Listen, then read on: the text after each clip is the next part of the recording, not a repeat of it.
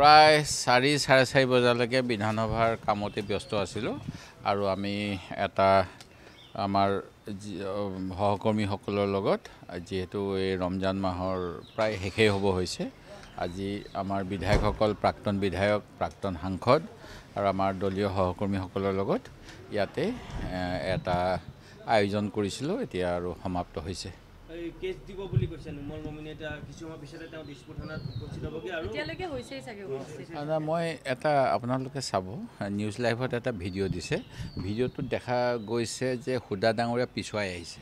অৰ্থাৎ হুদা ডাঙৰীয়াক পিছফাললৈ কোনোবাই ঠেলিলে এতিয়া মই সেইকাৰণে যোৱাকালি নিজেই অসম বিধানসভাৰ অধ্যক্ষ মহোদয়ক আমাৰ গোটেইবিলাক CCTV ইমান ৰাজহুৱা পইচা দি পেলাই আমি ৰাখোঁ কেতিয়াবা কোৱা হয় যে বেয়া হৈ আছে অকামিলা গুৱাহাটী আমাৰ MLA হৈছিলে বা গাড়ী চুৰ হৈ গৈছিলে সেইদিনাখনৰ ঘটনাটো আপোনালোকে যিমানেই জুম কৰোঁ কোনে কি কৰি আছিলে ভালকৈ দেখা নাযায় সেই গতিকে মই কালিয়ে কৈ দিছিলোঁ যে সকলো CCTV এক্টিভ কৰি থ'ব লাগে আৰু মই ভাবোঁ যে তদন্ত কৰিলে CCTVত ক'লে গোটেই কথাখিনি ওলাব আৰু মুখ্যমন্ত্ৰী মহোদয় গোটেই কথাখিনি এটা আজি কি কাৰণে নাজানো তেখেতে যদিও তেখেতে ক্ষমা খুজিলে সদনত ৰূপজ্যোতি কৰ্মীৰ কাৰণে যে আৰু মোক ক'লে আপুনি ধৰি থাকিব নালাগে এৰি দিয়ক কিন্তু তথাপিতো সদনক তেখেতে কিয় বিপথে পৰিচালিত কৰিব বিচাৰিছিলে আজি মই নাজানো কাৰণ যি প্ৰথম কথা হ'ল সদন বুলি ক'লে বা সদনৰ পৰিসৰ বুলি ক'লে অকল চেম্বাৰটোকে নুবুজায় গোটেই আমাৰ বিৱৰণ আছে আমাৰ যিখন ৰুলছৰ বুকত সেই গোটেইখিনিক বুজায় আৰু সেই গতিকে আমি কৈছিলোঁ যে যিহেতু সদনৰ ভিতৰত আৰক্ষীৰ প্ৰৱেশ নিষিদ্ধ অধ্যক্ষৰ অনুমতি নোহোৱাকৈ সেই গতিকে অধ্যক্ষই নিজাববীয়াকৈ তেখেতৰ মাৰ্শ্বাল আছে ছেক্ৰেটেৰী আছে কমিটি আছে গোটেইখিনিক লৈ এটা তদন্ত কৰি দিয়ক আৰু তদন্তৰ পিছত যি দোষী হয় তেনেকৈ শাস্তি বিহক কিন্তু আমাৰ মুখ্যমন্ত্ৰী মহোদয়ে আৰক্ষীক তেওঁৰ মানে লৈ যাব বিচাৰিছে যিটো আৰক্ষীয়ে ইমান কেমেৰা আছে আমাৰ ইয়াত এনেকুৱা কোনো ঘটনা হোৱা নাছিলে আজি এৰা ধৰাৰ মাজেৰে আমি চলিব লাগে কিন্তু মুখ্যমন্ত্ৰী মহোদয়ে আজি কি ক'লে আপোনালোকে চাবচোন উমৰাংচুত যেতিয়া মই প্ৰশ্নখিনি সুধিছিলোঁ মই তেখেতে কৈছে যে আৰক্ষী ইমান নাই কোনোবাই ক'ৰবাত পইচা তুলিলেও মই নাজানো আকৌ এবাৰ কৈছে যে মুখ্যমন্ত্ৰী হৈ মই গোটেইখিনি চাই থাকিব নোৱাৰোঁ কিন্তু তেখেতে ডিষ্ট্ৰিক্ট কনফাৰেন্স কৰি থাকে ডিচিৰ লগত SP কনফাৰেন্স কৰি থাকে জ'নেল কনফাৰেন্স কৰি থাকে তাৰপিছতো তেখেতে কেনেকৈ চিণ্ডিকেট চলিব দিছে সেই কথা নাজানো একেই কথা মনোৰঞ্জন তালুকদাৰ ক্ষেত্ৰতো হৈছে মনোৰঞ্জন তালুকদাৰে অকলে কথা পতা নাই আৰু কোনোবা এজনৰ লগত কথা পাতিছে এতিয়া তেওঁলোকে মনোৰঞ্জন তালুকদাৰে কাৰোবাৰ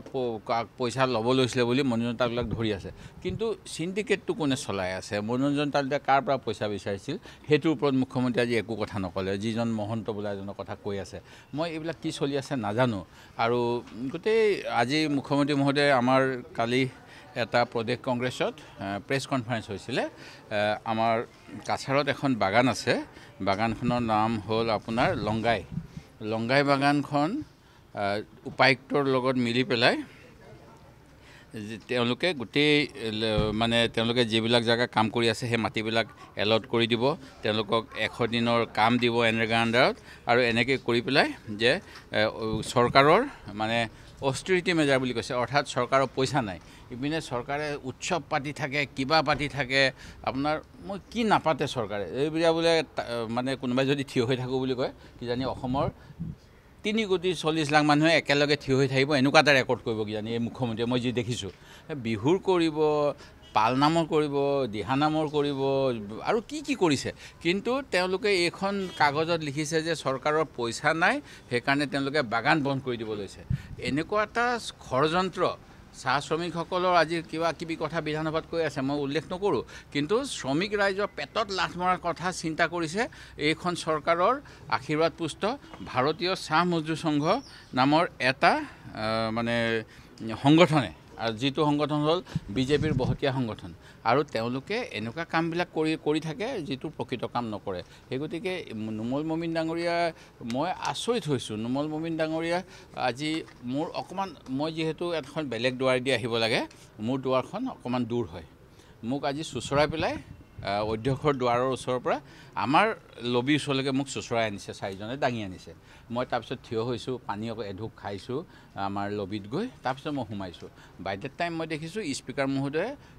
কুৱেশ্যন আৱাৰ আৰম্ভ কৰিলে প্ৰথম কুৱেশ্যন মোকে মাতিছে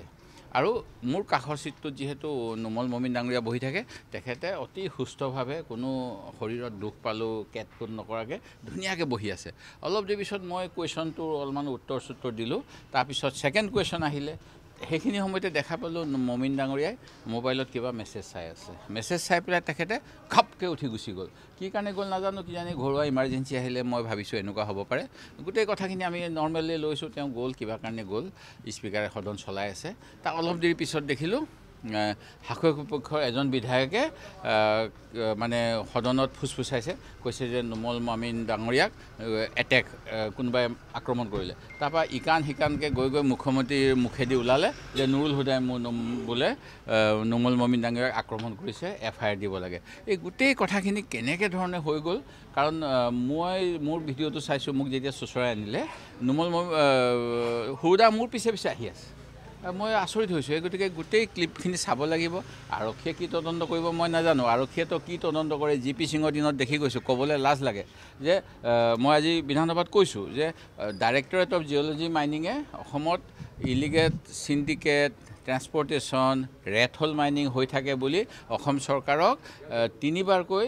DC আৰু SP বিলাকক চিঠি লিখিছে তাৰপিছত তেওঁলোকে কেটকুট কৰা নাই কোনো কাম কৰা নাই আৰু যেতিয়া এই 9টা দুৰ্ভগীয়া মানুহৰ প্ৰাণ নাইকিয়া হৈ গ'ল উমৰাংচুত তাৰ এসপ্তাহৰ ভিতৰত আমাৰ সেই সময়ত DGP ডাঙৰীয়াই গৈ পেলাই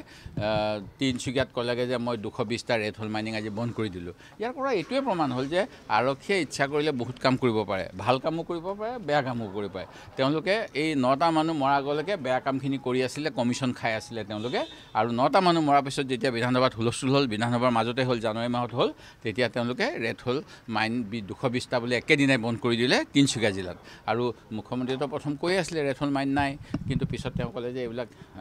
কিবা ৰিজেক্টেড মাইন নে কিবা এটা ক'লে পিছত আকৌ সেইবিলাকৰো বেলেগ বেলেগ ব্যাখ্যা আহিলে যি কি নহওক এই গোটেই কথাখিনি কিন্তু আমাৰ যিবিলাক সদনৰ মান মৰ্যাদা বহুত তললৈ নি আছে ইয়াৰ বাবে ময়ো দুখ পাইছোঁ